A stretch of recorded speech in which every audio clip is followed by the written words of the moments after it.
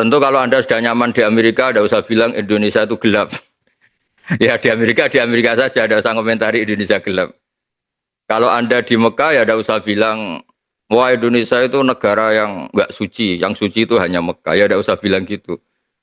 Begitu juga di beberapa negara yang Anda mungkin di Afrika, terus merasa, Alhamdulillah di sini putih sendiri, ganteng sendiri. Tidak usah begitu. Tapi yang jelas, baik, tanpa berlama-lama lagi, dengan hormat kepada Al-Mukarram Kiai Haji Ahmad Bahauddin Nur Salim, kami persilahkan. Assalamualaikum warahmatullahi wabarakatuh. Waalaikumsalam warahmatullahi wabarakatuh. Bismillahirrahmanirrahim.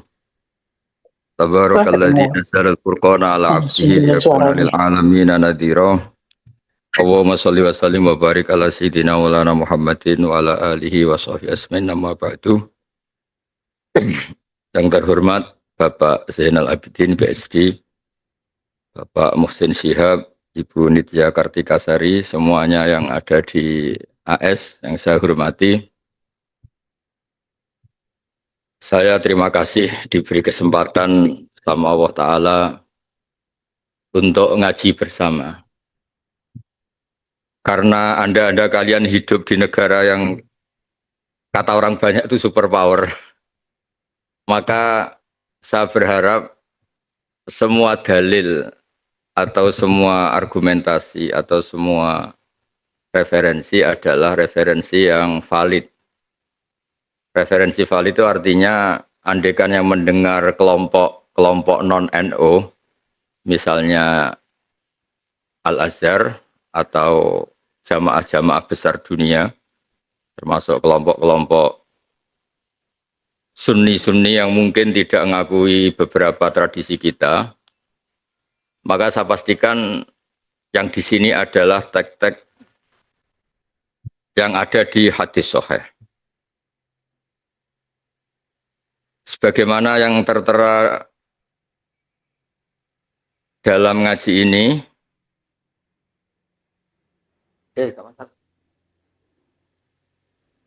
begini ya, jadi ini saya bacakan kitab dari Sultanul Ulama, ketua dari semua ulama. Jadi di tradisi keilmuan sebetulnya mirip-mirip tradisi negara, jadi ada presiden, ada menteri, ada apa. Kalau di wali kan ketuanya Syekh Abdul Qadir Jilani. Kalau di ulama dalam mazhab Syafi'i itu ada orang yang digelari Sultanul Ulama, yaitu Syekh Izzuddin bin Abdussalam.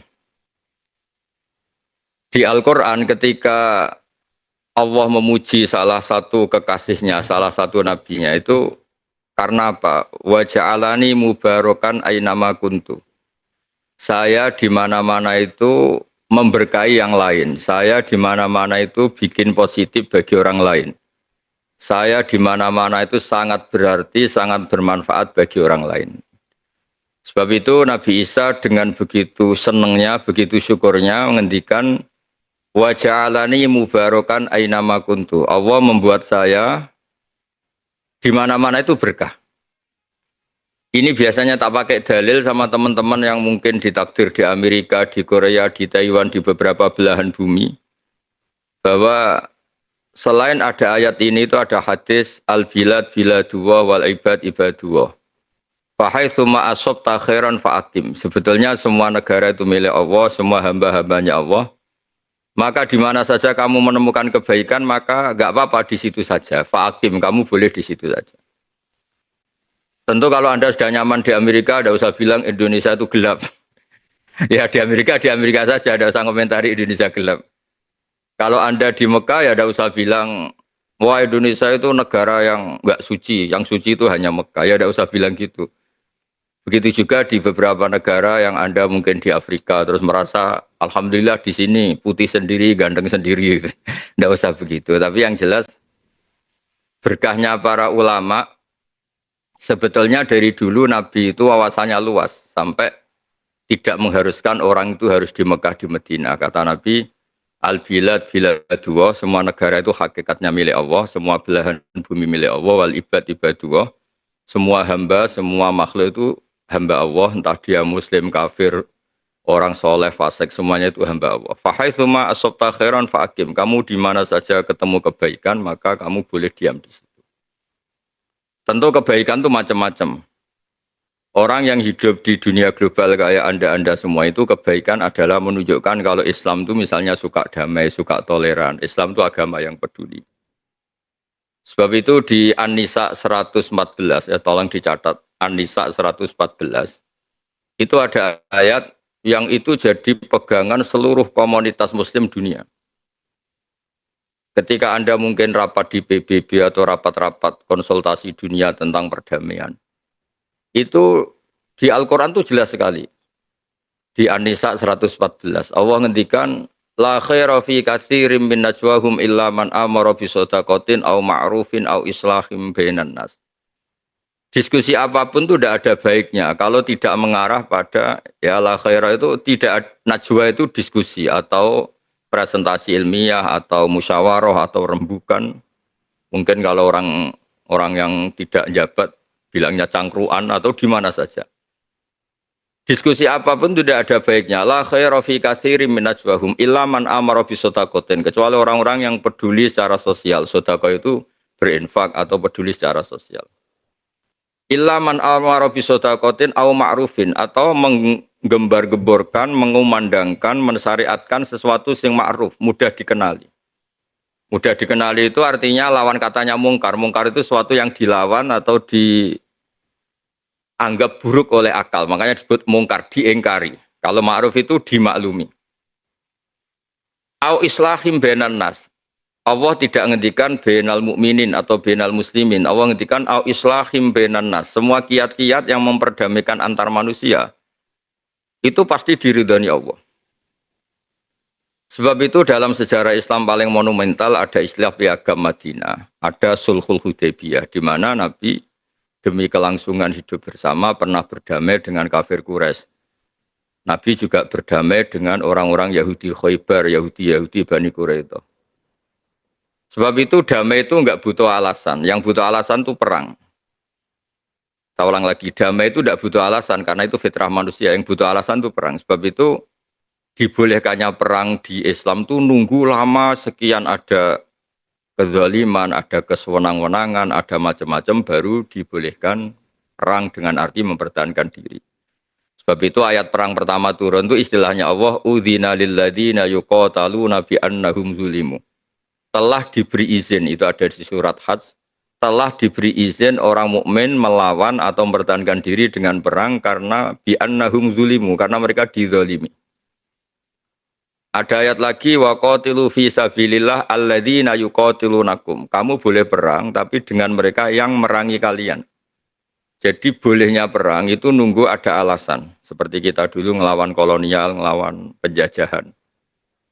Sebab itu Anda yang di Amerika tidak usah khawatir kalau Islam itu misalnya dicitrakan sebagai ekstremis, sebagai yang penganut kekerasan. Tidak usah khawatir karena dalil-dalil bahwa kita suka damai itu jelas sekali dan tertulis secara jelas, secara eksplisit bahwa la khaira fi katsirin min najwahum illa man amara bi shadaqatin aw ma'rufin aw islahim bainan nas, itu di ayat 114 An-Nisa.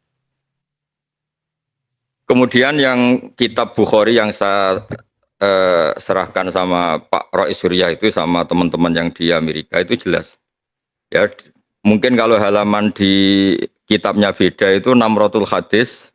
Nomor hadis itu pasti sama, bisa dilihat 3231 ya, 3231.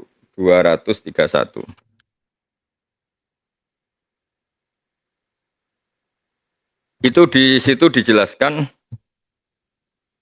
bahwa Nabi itu pernah begitu mengalami hal yang buruk ya, saya baca Arabnya biar dapat berkah dari hadis sahih. Kenapa saya pakai hadis-hadis sahih? Karena nyuwun sewu teman-teman NU ini orang-orang Suriah juga harus belajar lagi. Sering-sering memaksakan dalil-dalil yang enggak jelas sehingga kalau ketemu alumni Ummul Qura atau Madinah itu memang kita jeblok. Karena gara-gara NU punya tradisi 7 hari ada hadisnya, nanti 40 hari ada hadisnya, 100 hari ada hadisnya, sehingga terus repot kayak Nabi itu NU gitu. Jadi itu memang masalah menurut saya itu. Jadi memang berat. Kadang-kadang saya yang yang menekuni ngaji terus sampai sekarang belajar saja sering nggak ngerti hadis yang ala NU itu memang ya memang masalah secara riwayat itu. Makanya kiai-kiai kita itu kalau ketemu kubu sebelah mesti digojlok itu hadis sahih apa enggak. Cuma selama ini alhamdulillah yang tanya ya enggak paham, yang ditanya ya enggak paham. Jadi akhirnya sama-sama diam. Dan beberapa tradisi NU di daerah-daerah yang kebetulan komunitasnya beda itu terus akhirnya dirubah. Kirim doa, doa bersama atau apalah yang karena tradisi kita itu dituduh mirip Buddha, mirip Hindu, macam-macam. Makanya menurut saya, wong hadis sahih itu luas, ya kita tidak perlu dalil-dalil yang aneh-aneh karena itu beberapa yang orang doktor hadis atau profesor hadis yang dari Ummul Qura atau dari Mekah itu, terus kita kelihatan ndak alim gitu, kita kelihatan ngawur gitu. Sebab itu bentuk penghormatan saya pada komunitas di Amerika Serikat, ini saya dalil itu dua saja yang aman, satu Quran, dua hadis-hadis sahih. Meskipun nanti analisisnya kita ngikuti ulama. Analisis itu penting karena tekstualis itu tidak bisa. Tadi malam saya kebetulan ngisi di hallnya Mbah Sahal, dulu Rois Am NU. Itu saya cerita, saya tuh sering ketemu orang yang mengumandangkan atau menggembar-gemborkan kembali ke Quran. Saya bilang itu tidak bisa kecuali dengan analisis ulama. Saya beri contoh, di Quran itu hanya ada kata wadarul bai'a. Kalau ada Jumatan sudah mau mulai, tinggalkanlah jual beli. Nah kalau nuruti tekstualis, berarti orang main HP boleh, orang tidur boleh, orang cangkruk boleh, karena Allah hanya melarang tinggalkanlah jual beli wadarul bai'a. Tapi berkahnya analisis ulama itu disebut min itlaqil ba'di wa iradatil qul. Baik adalah contoh dari sekian yang menghalangi orang ikut Jumatan. Sebab itu main HP ya nggak boleh, main apa saja yang bisa mengganggu Anda tidak bisa Jumatan. Begitu juga ada ayat wa antasma'u bainal ukhtain. Ya di akhir juz 4 itu kan ada khurrimat alaikum ummahatukum, kamu tidak boleh menikahi ibu-ibu kamu. Itu jelas ummun itu artinya ibu. Tapi semua ulama ijma bahwa maknanya itu ummun itu ibu wa in alat, ummun wa in alat. Jadi saya tidak boleh nikahi ibu saya dan ibunya ibu saya, ibunya mbah saya sampai Sayyidah Hawa. Begitu juga di Quran hanya ada kata misalnya wabanatukum, tidak boleh nikahi anak putri. Bintun itu anak putri. Tapi semua ulama sepakat dari kelompok manapun bahwa bintun itu maknanya wa insafulat, anak saya putri dan anaknya anak saya, anaknya anak saya. Yang terakhir jumlah yang diharamkan adalah wa antasma'u bainal ukhtain. Berpoligami dengan misalnya nikahi Sri dan mbaknya atau nikahi Sri dan adiknya. Itu jelas di Quran hanya melarang sesuai teks atau dohirnya teks wa antasma'u bainal ukhtain, menikahi poligami dua bersaudara. Zaman Rasulullah SAW sugeng itu Nabi sudah menambahkan wala bainal mar'ati wa kholatiha wala bainal mar'ati wa ammatiha, juga tidak boleh nikahi Sri plus nikahi buliknya atau nikahi budenya. Kemudian di era ulama supaya orang itu nggak salah paham, diberilah satu kaidah yang lebih komplit dalam pemahaman masyarakat, yaitu disebutkan tidak boleh berpoligami dengan dua perempuan yang keduanya ada hubungan mahram. Jadi misalnya Sri kamu nikahi nggak boleh bersamaan dengan itu nikahi saudara putrinya, saudarinya, atau buliknya, atau mbahnya, atau sama siapapun yang punya hubungan mahram. Sebab itu kata wa antasma'u bainal ukhtain, tidak boleh mengumpulkan dua bersaudara dalam satu nikahan adalah ibaratun anil mar'ataini bainahuma mahramiyatun. Hubungan dua perempuan yang ada mahram itu tidak boleh tahta rajulin wahid, punya suami satu, fi nikahin wahid, yaitu poligami. Sebab itu menurut saya teman-teman yang di Amerika atau dimanapun yang Suriah ini harus mulai terus menggalakkan belajar hadis-hadis sahih yang pemaknanya itu ikut ulama. Nanti insya Allah tetap lengkap, tetap tidak usah khawatir lah. Misalnya istighosah di tradisi NU atau tahlil. Kata bapak saya itu kalau ada orang ngeritik tahlil itu kan ngeritiknya karena kita ini 7 hari 40 hari. Bagaimana orang bisa mengkritik pelafalan atau perafalan atau mengumandangkan kalimat thayyibah. Ketika tahlil itu melibatkan kalimat thayyibah sebetulnya kan ikut dalil umum saja bahwa kalimat thayyibah itu baik dilafatkan kemana saja baik, di mana saja baik. Wong itu kalimat thayyibah. Orang mau mati ya disunatkan baca kalimat thayyibah. Lalu gara-gara istilahnya 7 hari, 40 hari, kemudian kan terus dikritik kita. Mana hadisnya? Wong Nabi ada ditahlili, sahabat juga ada yang tahlilan. Kan terus kita kalah. Karena memang nggak pernah ada sahabat tahlilan gitu. Karena sahabat tidak punya kartu NU gitu. Tapi kan repot. Tapi kalau cari dalil sahabat melafatkan kalimat thayyibah pasti gampang. Karena ya sahabat suka wiridan. Wong jelas di Quran uzkur wa dzikron katsira, kamu nyebut Allah dzikron katsira, nyebut yang sering, yang banyak. Tapi kelirunya kita ngistilahkan itu 7 hari 40 hari akhirnya lah kebetulan kiai kita nyari dalil yang 7 hari 40 hari. Nyari dalil-dalil wah 7 hari itu roh sedang begini, kalau 40 hari sedang gini, 100 hari sedang gini. Itu kan otoritas maghibat, sesuatu yang kita tidak tahu, itu butuh hadis sahih. Nah itu kan terus senang kubu sebelah nyerang kita. Dianggap goblok lah, dianggap macam-macam.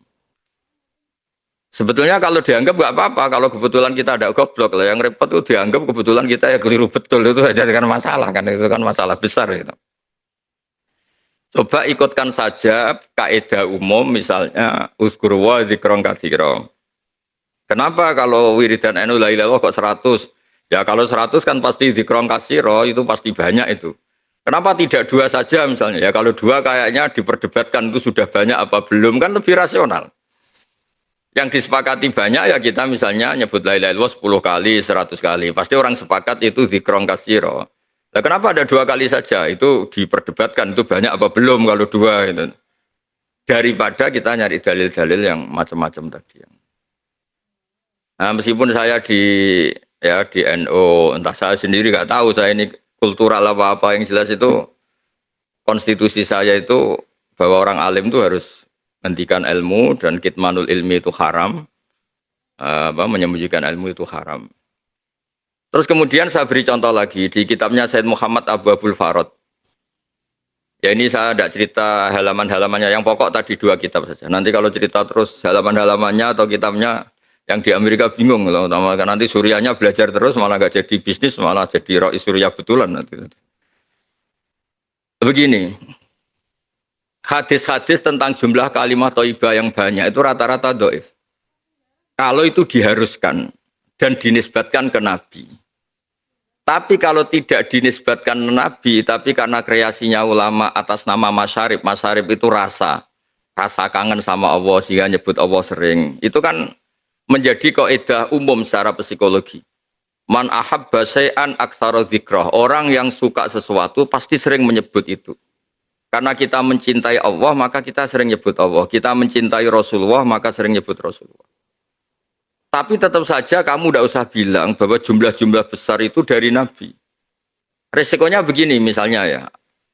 Misalnya Roi Suriah Amerika Serikat berfatwa, orang itu kalau la ilaha illallah 100 kali, maka pasti masuk surga, ditambahi 100 kali.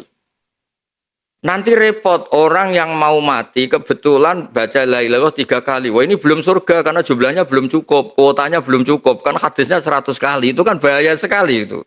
Makanya hadis yang sahih hanya mangqala la ilaha illallah dakhalal jannah, jumlahnya hanya sekali. Kamu tidak usah sok-sokan soleh terus hadisnya diganti 100 kali, 200 kali. Nanti repotnya kalau ada orang meninggal kebetulan baca baru 50 kali. Wah ini tidak ahli surga karena kuotanya tidak cukup. Wong hadisnya 100. Nah jumlah-jumlah besar itu rata-rata masalah secara riwayat, secara disiplin ilmu hadis. Di semua teks Bukhari Muslim, di semua hadis-hadis hanya mangqala la ilaha illallah dakhalal jannah. Mangkana akhiru kalami la ilaha illallah dakhalal jannah, tidak menyebut jumlah. Lah nanti kalau kita wiridan dan kebetulan kiainya itu suka tahlilan, lamanya enggak ampun minta ampun.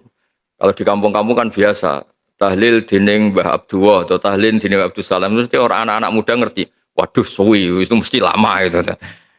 Tapi lamanya ini kita carikan dalil, yaitu tadi man ahabba syai'an aktsaru dzikrah. Orang yang suka sesuatu pasti sering nyebut. Misalnya Anda hidup di Amerika, mungkin ibu-ibu mencintai satu hal tertentu yang baru terkenal. Pasti ya sering nyebut itu. Anak-anak muda baru suka apa, ya sering nyebut itu. Misalnya dulu saya kan ngertinya ya anak muda-mudi. Sekarang orang bilang Gen Z, semuanya pasti pakai bahasa Gen Z. Nah karena kita mencintai Allah, man ahabba syai'an mesti aktsaru dzikra, orang yang suka sesuatu pasti sering nyebut. Dan kita alhamdulillah digelari Allah walladzina amanu asyaddu hubban lillah. Orang-orang iman itu adalah orang yang sangat mencintai Allah. Ya kemudian yang di Bukhari ini juga sekaligus kenangan saya. Ketika Nabi dapat perlakuan sangat buruk dari komunitas Abdi Yalil. Abdi Yalil itu sekarang ikut Taif. Taif itu sekitar 4 jam dari Mekah, yang di situ ada makamnya Abdullah bin Abbas yang dapat gelar tarjumanil Quran itu. Itu diperlakukan buruk sekali, dilemparin batu, dihujat, macam-macam.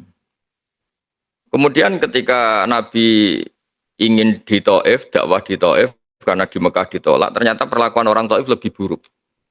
Kemudian Nabi kembali lagi ke Mekah, padahal Nabi menghindari Mekah ke Taif itu untuk dakwah dan dengan harapan Taif lebih baik. Ternyata lebih buruk karena orang Taif itu dijelaskan di tarikh aghrau sufaha'ahum. Orang-orang yang bodoh-bodoh yang tidak punya etika, tidak punya peri kemanusiaan disuruh ngelempari Nabi, disuruh. Jadi kunane kuno mulai dulu itu kalau orang terpelajar itu relatif berkemanusiaan. Makanya orang-orang terpelajarnya nggak mau, mereka benci Muhammad tapi nggak mau ngelempari sendiri. Tapi mereka aghrau sufaha'ahum, memprovokasi orang-orang bodoh, orang-orang yang enggak terpelajar untuk ngelempari Nabi sampai Nabi berdarah-darah. Karena mereka sendiri sebagai orang terpelajar itu, menghindari berbuat anarkis itu. Akhirnya Nabi nganggep di Mekah itu lebih baik. Pulanglah Nabi ke Mekah lagi. Terus disambut oleh Malakul Jibal, ada malaikat gunung bilang, ya Rasulullah, saya punya tugas dari Allah untuk ngasih engkau 2 pilihan. Apa engkau ingin orang-orang Mekah ini yang mendustakan kamu ditungkepi gunung, cara ditimpali gunung ini supaya mereka mati semua. Nah, terus di situ ya ini saya baca supaya jadi kenangan, ya ada teks hadis sahih di situ. Sumaqala ya Muhammad faqala dzalika fi ma syi'ta. Tapi itu terserah kamu. In syi'ta an udbika alaihim al-akhsyabain. Kalau kamu ingin, mereka akan saya tumpas dengan 2 gunung besar ini. Faqala Nabiyyu sallallahu alaihi wasallam bal arju ayyukhrijawahu min aslabihim ma ya'budu wa wahda. La yusyriku bihi syai'an. Tapi saya berharap mereka masih kafir sekalipun, tapi saya berharap anak-anaknya nanti menjadi Islam. Makanya agama ini bagi limangka nayarjuwa wal yaumal akhir. Agama ini untuk selalu orang yang punya harapan. Dan itu terbukti Abu Jahal itu punya anak yang sangat alim. Namanya Ikrimah bin Abi Jahal. Walid bin Mughirah itu musuh besarnya Nabi. Tapi punya anak namanya Khalid bin Walid. Menjadi panglima besar Islam. Abu Lahab punya putri namanya Darrah. Itu termasuk tokoh penting dalam Islam. Jadi agama ini agama harapan, limangka nayarjuwoha, bagi orang yang selalu berharap. Saya yang nekuni dunia kiai sering ada wali santri itu nangis. Tak tanya kenapa engkau nangis. Katanya Gus, pas acara khataman Quran, saya ini baca Quran nggak bisa, tapi anak saya bisa hafal Quran. Di Indonesia itu banyak orang awam yang baca Arab saja tidak bisa, tapi anaknya bisa ngaji kitab. Artinya apa? Jangan karena orang tuanya bodoh terus kita berhenti berharap. Bisa saja anaknya bodoh, nanti cucunya bodoh, cucunya. Pokoknya kita tidak boleh berhenti berharap. Kita tahu kan di Indonesia itu Islam masuk itu ada tanggalnya, ada tahunnya. Misalnya tahun paling lama di Indonesia itu katanya dimulai Yusuf Baros, karena itu katanya muridnya Sidina Ali. Itu tahun terlama penanggalan Indonesia. Setelah itu Aceh. Di Jawa yang terkenal ya dimulai dari mbahnya Wali Songo. Karena Wali Songo itu kita tahu ketuanya Sunan Ampel, punya abah namanya Ibrahim Asmorokondi, terus punya abah namanya Mbah Jumadil Kubro. Jadi kalau orang-orang Jawa, Islam itu kelihatan di Jawa itu ya dimulai dari mbahnya Sunan Ampel, itu Mbah Jumadil Kubro yang secara terkenal makamnya katanya di Mojokerto. Saya bahasakan yang secara terkenal karena di Indonesia itu baru ramai kuburan-kuburan banyak itu sehingga setiap titik itu biasanya ada kuburan tokoh-tokoh terkenal sehingga terus banyak perdebatan. Tapi apapun itu disepakati kalau memang Wali Songo itu sudah top kosalisa, sudah generasi ketiga karena yang pertama itu Mbah Jumadil Kubro, terus putranya Mbah Ibrahim Asmoro Kondi, kemudian Mbah Sunan Ampel Raden Rahmat. Ternyata era kita, era kemarinnya kemarin, kita tahu Mbah Hasyim Asy'ari itu pendiri NU Hadratus Syekh. Itu punya kiai asmane Syekh Mahfud At-Turmusi. Itu di Mekah saja dikatakan alim. Beliau ngajar di Masjid Haram dan ahli fatwa. Begitu juga ada orang Minangkabau namanya Syekh Muhammad Khotib Al-Minangkabau. Itu di Mekah itu alim sampai jadi khotib terbaik. Jadi cerita yang terkenal ini, apalagi di Amerika harusnya saingannya lebih ringan itu karena saingan ngajinya di sana itu enggak berat-berat. Ini di Mekah, Syekh Khotib itu asmane itu Muhammad. Dia diambil menantu oleh orang Arab alim, terus dibully sama orang-orang Arab. Kalau bahasa sekarang dibully. Kamu ngambil menantu orang Jawa. Orang Jawa itu dulu dibully di Jawal Bakor. Sampai ada kata-kata al Jawa tak kulul khaya. Orang Jawa itu sukanya makan ular. Karena ada orang Arab melihat di Jawa banyak kiai-kiai makan belut itu. Karena bentuknya kayak ular, terus katanya orang Jawa itu makan ular. Karena sebetulnya makan belut yang mirip ular gitu. Terus kata mertuanya ini, mantu saya itu orang alim, gua Arabion katanya. Dia itu orang Arab. Terus kata orang-orang yang bully, fakih fayakunu Arabian. Bagaimana dia orang Arab, padahal dia dari Jawa. Dulu kalau bahasa Arab kuno itu bilang seluruh Indonesia itu Jawa, bukan Sumatera, bukan Kalimantan, semuanya disebut Jawa. Baru era modern saja karena orang Banten tuh komplain Syekh Nawawi Al-Jawi, terus orang-orang Banten karena terus ditambahi Al-Bantani gitu. Sebetulnya dulu ndak, dulu semuanya Al-Jawi ini. Katanya mantu saya itu Arabiun. Terus fakih fayakun Arabian padahal dia orang Jawa. Gimana dia orang Arab padahal dia orang Jawa? Kata mertuanya, Al-Arabiyu mayyatakallamu bil Arabiyah alal fusha. Orang Arab betul itu yang bisa ngomong Arab secara fusha dengan bahasa kasta tertinggi yaitu fusha. Terus kalau nggak percaya suruh khutbah dadakan. Walhasil tidak dikasih tahu, tidak dikonfirmasi. Beliau pas Jumatan ya kayak umumnya orang Jumatan nggak diberitahu, langsung disuruh khutbah. Tapi Fajaa bil asbil ujab, dia khutbah itu sangat menarik dengan bahasa Arab tertinggi kastanya. Kalau menurut ukuran sastra Arab itu ngendikan yang kasta Arabnya itu terbaik. Sampai digelari Muhammad Khotib Al-Minangkabau. Al-Khotib itu yang ahli khutbah. Artinya apa? Baru kemarin kita katanya banyak cerita, era Brawijaya V baru kita Islam.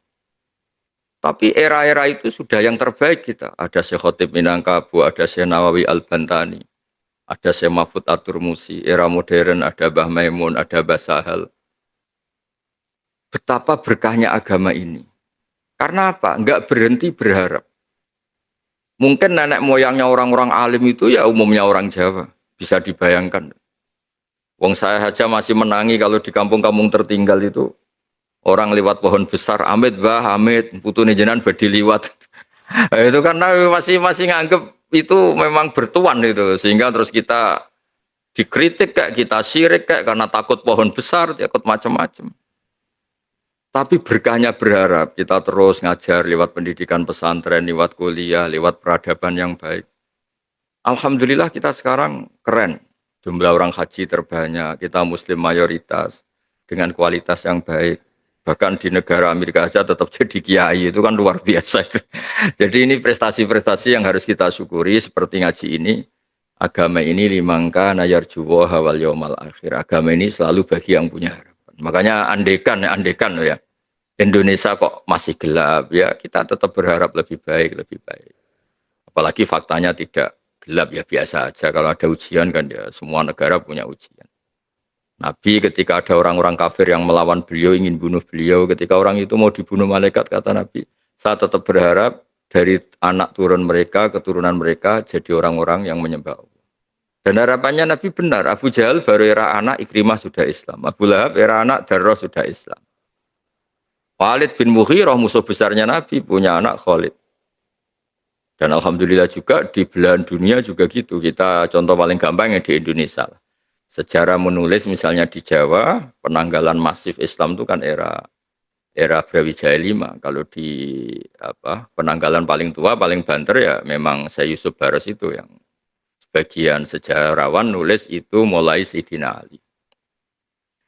Nggih, ngoten mungkin ada 1-2 pertanyaan atau ungkapan karena saya juga ingin mendengar, bukan mendengar problem ya, mendengar cerita-cerita di Amerika. Kalau Anda cerita problem itu berarti pecundang karena ya khasnya orang berjuang itu ada problem. Ya biasa aja kalau ada problem, memang dunia ini liyabluwakum ayyukum ahsanu amala. Jadi ada hidup ya ada ujian. Lucu kalau sama cerita berkeluarga ada problem. Ya itu aneh itu. Kalau kita kan sudah nekuni Islam sudah mulai kecil ya, namanya hidup ya ada tantangan. Jangan bahasakan problem. Gini gue saya di Amerika ngalamin gini, tapi hindari bahasa problem. Nanti kalau jadi problem betul malah repot. Ya jadi memang aturannya gitu. Tabarakalladzi biyadil mulku wa huwa ala kulli syai'in qadir alladzi khalaqal mauta wal hayata liyabluwakum ayyukum ahsanu amala. Jadi saya itu pengalaman jadi kiai yang paling saya kenang tadi, saya berkali-kali cerita itu. Ada perempuan yang kebetulan tidak cantik, miskin lagi, terus lapor saya, Gus, doain saya kaya. Saya ini bosan miskin, suami saya pengangguran miskin. Terus saya jawab, kalau doa saya mustajab, kamu siap? Siap gimana Gus? Kalau sudah kaya, paling yang diganti itu rumah jadi lebih baik, mobil lebih baik. Lama-lama suami kamu evaluasi ganti istri ya. Wah sudah Gus kalau gitu miskin aja. Karena nggak mungkin rumah baik, mobilnya baik, kemudian penumpangnya Anda pasti nyari penumpang baru. Kemungkinannya 2, diganti atau ditambah. Ya sudah Gus miskin aja kan. Artinya kan ya sama-sama ada ujian. Miskin ya ada ujian, kaya ya ada ujian. Gitu. Jadi ya sama lah, Anda kalau punya suami di rumah terus kuper. Kalau keluar terus rawan direbut orang, itu kan sudah sunat tua. Itu sudah gak usah bilang problem. Yang ya gitu. Kalau terlalu lunak dianggap gak punya berpendirian. Kalau terlalu keras dari ekstrim kanan. Kalau gak punya sikap katanya gak jelas. Ya jadi sudah nanti monggo kalau jenengan cerita-cerita yang gampang-gampang lah yang asik. Ya. Nggih, ngoten. Assalamualaikum warahmatullahi wabarakatuh.